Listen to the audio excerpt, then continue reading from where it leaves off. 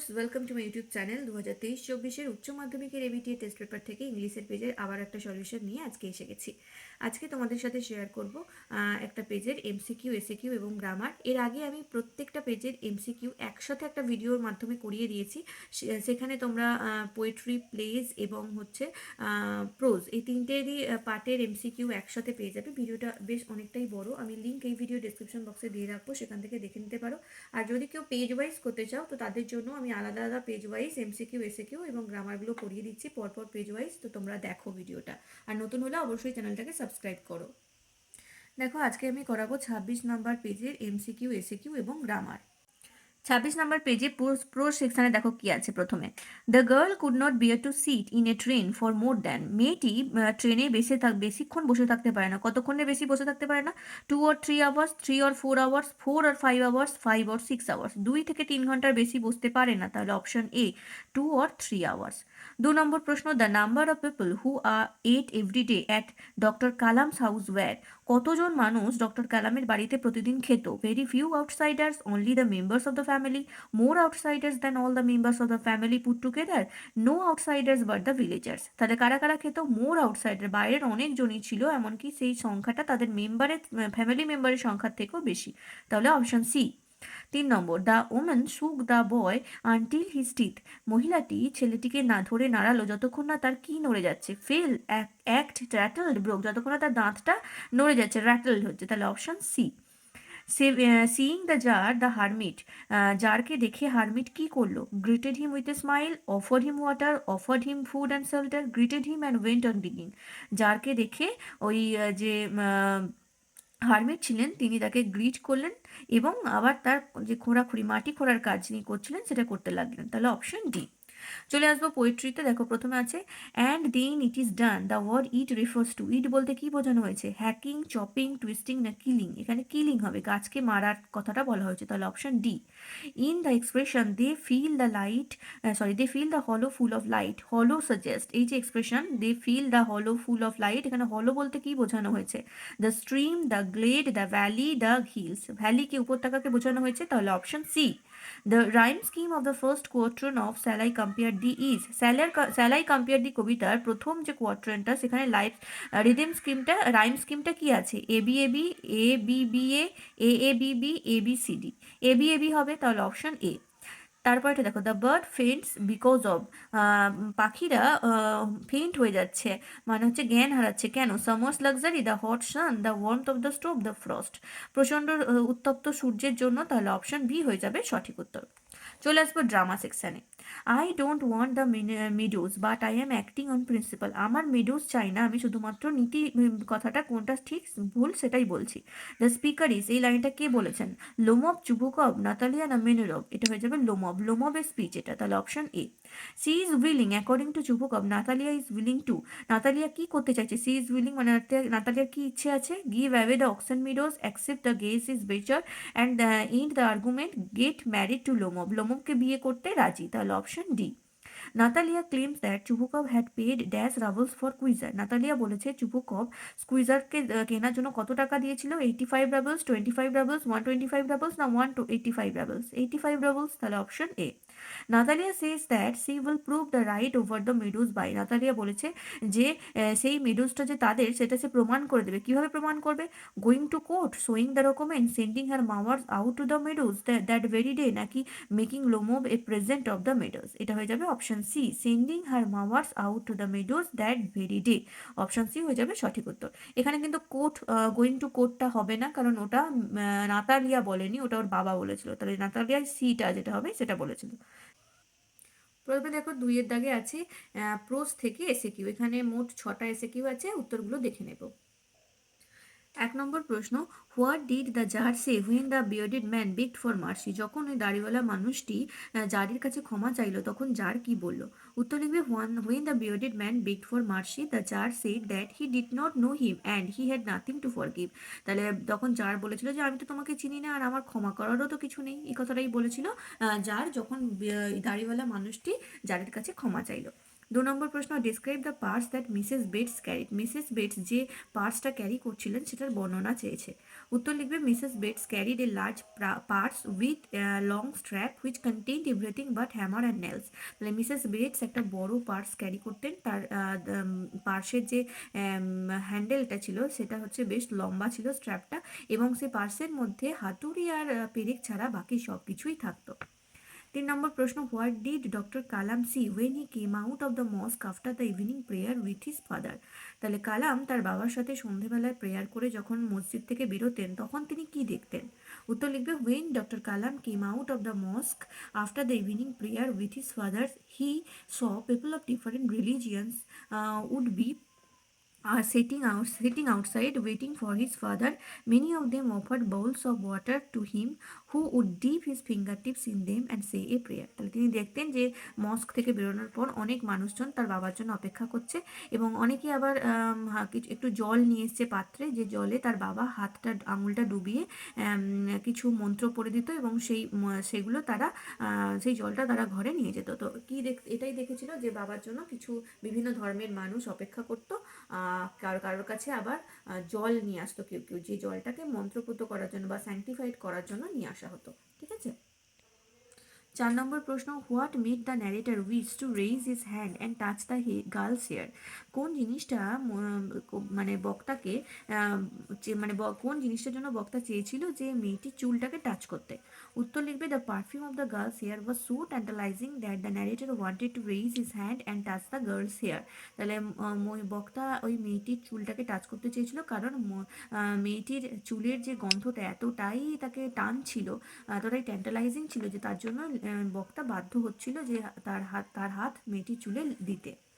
তার পরের প্রশ্ন, how did the narrator initiate the conversation with the girl. কিভাবে বক্তা মেয়েটির সাথে কথোপকথন শুরু করলো। উত্তর হয়ে যাবে, the narrator initiated the conversation with the girl in a casual way by asking her destination. তাহলে খুবই সাধারণভাবে ক্যাজুয়াল ওয়েতে বক্তা শুরু করেছিল কনভারসেশন বা কথোপকথন। প্রথমে জিজ্ঞেস করেছিল যে মেয়েটি কোথায় যাবে, সেই কথাটার মাধ্যমেই তাদের কথোপকথন শুরু হয়েছিল। পরের প্রশ্ন, who was bestowed the title of Bahadur in Strong Roots. Strong রোডসে কাকে বাহাদুর উপাধি দেওয়া হয়েছে।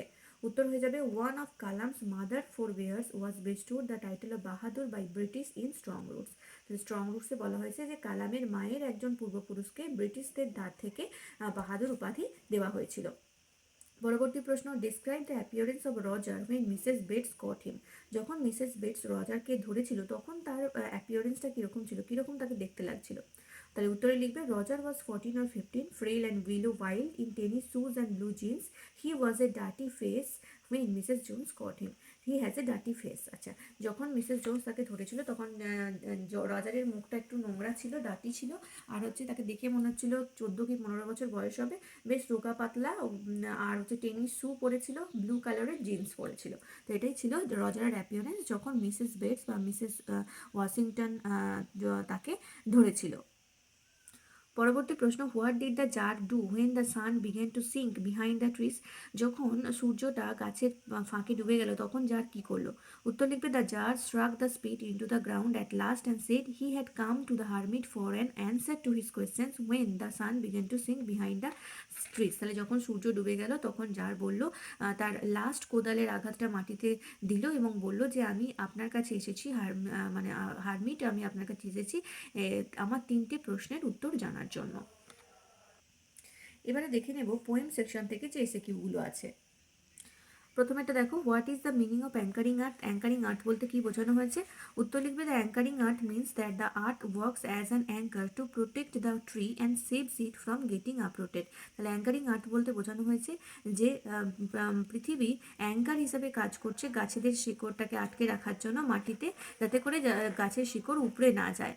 আচ্ছা, যেমন অ্যাঙ্কার ধরে রাখে একটা জাহাজকে যাতে করে ভেসে না যায়, ঠিক সেরকমই পৃথিবীও যেন অ্যাঙ্কারের মতো গাছের শিকড়কে শক্ত করে ধরে রেখেছে। তারপরে প্রশ্ন, he may catch cold why does the poet fear so. তার ঠান্ডা লেগে যাবে, কেন কবি এরকম ভয় পাচ্ছে। উত্তর হবে, the poet fears so because the soldier is lying under the open sky. কবি ভয় পাচ্ছেন, এরকম ভয় পাচ্ছেন কারণ সৈনিক খোলা আকাশের নিচে শুয়ে আছে। পরে প্রশ্ন, how is the gold complexion of the sun deemed, কীভাবে সূর্যের সোনালী আভা নিষ্প্রভ হয়ে যায়? উত্তর হয়ে যাবে the gold complexion of the sun dimmed by the clouds and shades. মেঘ এবং বিভিন্ন শেডের দ্বারা সূর্যের যে সোনালী আভা সেটা নিষ্প্রভ হয়ে যায়। পরের প্রশ্ন, what does the cricket song seem to one in drowsiness half lost, যে অর্ধ ঘুমন্ত অবস্থায় রয়েছে তার কাছে ঝিঝি পোকার গানটা কি মনে হয়? উত্তর হবে the cricket song sounds like the grasshopper's voice among some grassy hills to one in drowsiness half lost. তাহলে যে অর্ধ ঘুমন্ত অবস্থায় রয়েছে তার কাছে ঝিঝি পোকার গানটাকে মনে হয় যেন গ্রাসহপার বা ওই ঘাসফড়িংয়ের গান বলেই মনে হয়। পরের প্রশ্ন, which season does the sestet of the sonnet the poetry of earth portray, তাহলে দ্য পোয়েট্রি অফ আর্থ কবিতার যে শেষ 6টা লাইন সেখানে কোন ঋতুর কথা বলা হয়েছে?